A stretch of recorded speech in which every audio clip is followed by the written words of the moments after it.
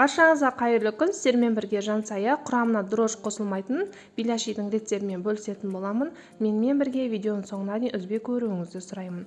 Таза ыдысымызға бір дана жұмыртқамызды саламыз, тұзымызды саламыз, құмшекерімізді саламыз, жақсылап араластырып аламыз. Араластырып болған соң айранымызды құямыз. Айран бөлме температурасындағы болуы керек.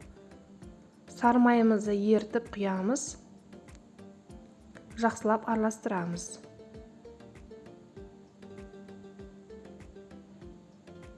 Араластырып болған соң үстінен ұнымызды саламыз.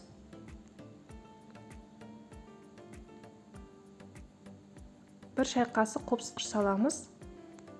Жақсылап қамыр илейміз. Орташа тығыздықта болу керек қамырымыз.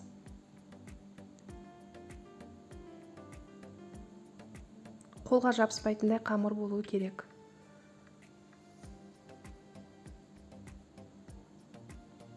Не көріп тұрғандарыңыздай, дәл осындай тығыздықта болуы керек. Бетін жауып, 10 минутқа қойып қоямыз.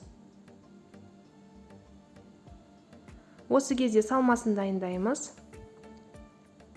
Таза ыдысымызға 280 грамм фаршымызды саламыз, шегілген ет. Үстінен үлкен терканың көзінен 2 пиязымызды өткіземіз.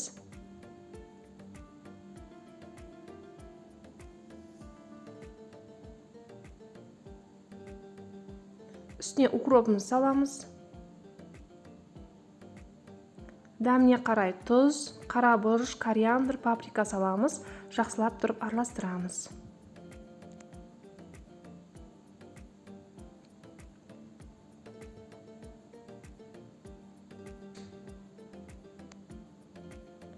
Араластырып болған соң барлығын беляшидің қамырдың ішіне салатындай етіп, домалақтап қойып қоямыз.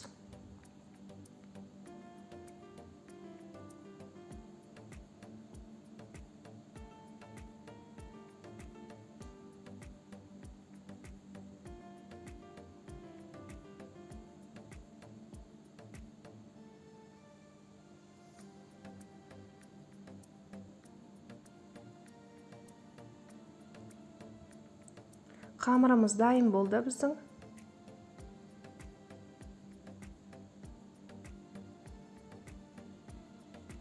Қамырымызды 2 бөлікке бөліп алып,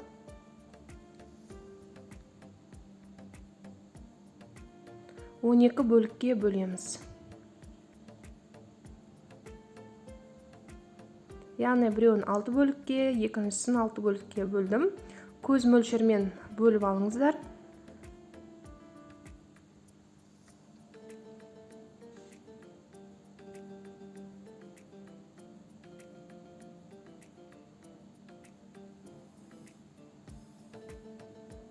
Каналыма тіркелмеген болсаңыз, каналыма тіркеліп, қазақша каналдың одан ары дамуына септігіңіз тигізіп, төменге пікіріңізді қалдырып, сонымен қатар осы видеоны достарыңызға, туысқандарыңызға жіберіп бөлісе кетсеңіз. Барлық қамырымызды дәл осылай жасап алдық, домалақ етіп, бір шетке қойып қоямыз.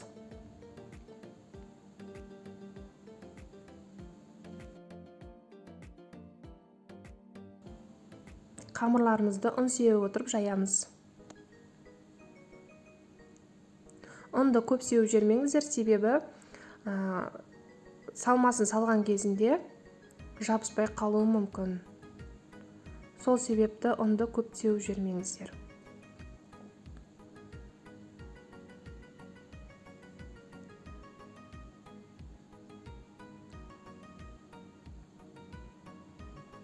Дәл осындай қалыңдықта болады. Барлық қамырымызды дәл осылай жайып аламыз.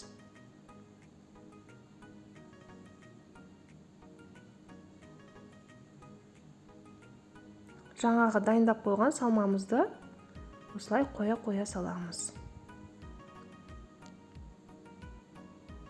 Бетін кішкене жайып жібереміз.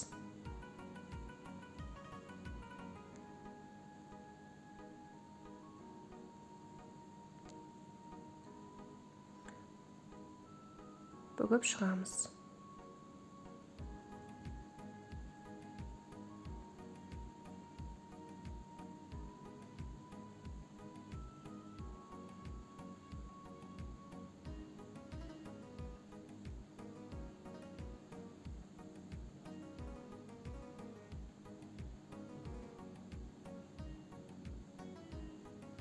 шет-шетін осылай басамыз.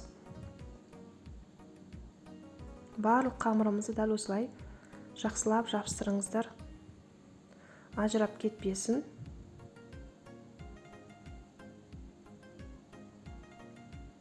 Каналыма тіркелмеген болсаңыз, каналыма тіркеліп, қазақша каналың одан ары дамуына септігіңіз тигізіп, төменге пікіріңізді қалдырып, сонымен қатар осы видеоны достарыңызға, туысқандарыңызға жіберіп бөлісе кетсеңіз, видеоны үзбей соңына дейін көруіңізді сұраймын.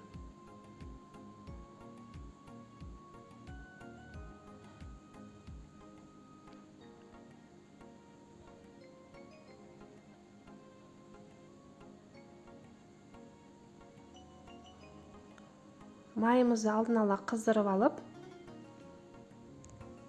беляшиімізді саламыз. Майларыңыз қатты қызып кетпесін.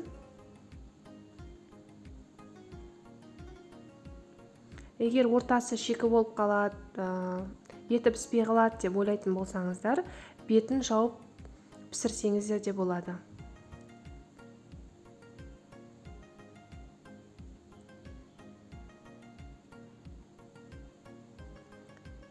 Жай отта екі жағын аудара отырып пісіріп аламыз.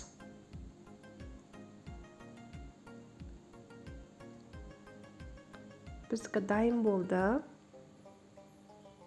Өте жұмсақ, сонымен қатар таза піскен. Етіміз де, қамырымыз да таза піскен. Істеп көріңіздер, ас болсын.